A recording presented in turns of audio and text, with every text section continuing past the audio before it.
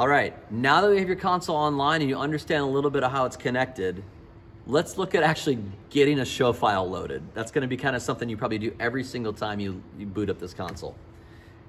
Across the top, we have those 6 tabs. We've been in the setup tab for the last few videos. Now we're in the show tab. Show has 3 tiles on the side again. Scenes, if you want to have a lot of automation in your show, we use a lot of automation with our consoles. It's helpful if you want the console to kind of do some thinking for you as you transition maybe from walk-in music to the first song, or out of a meet and greet or a video into teaching, kind of dumping some faders for you.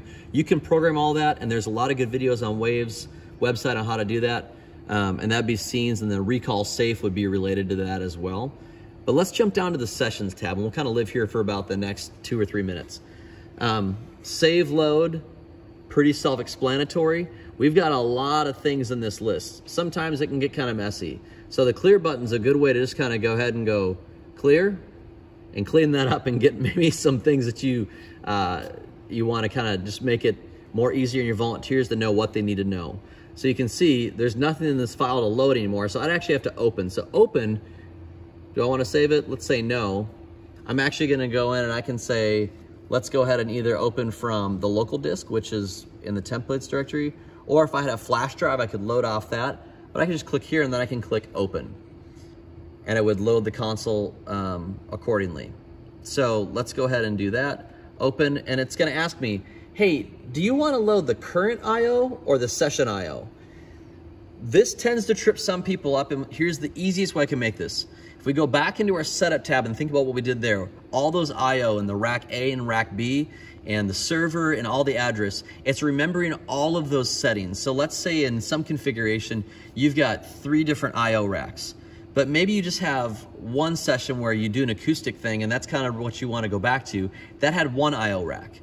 Well, that might be in that show file. So you can actually store hardware configurations, or I should say they are stored. You don't have to choose to. They are stored with every show file.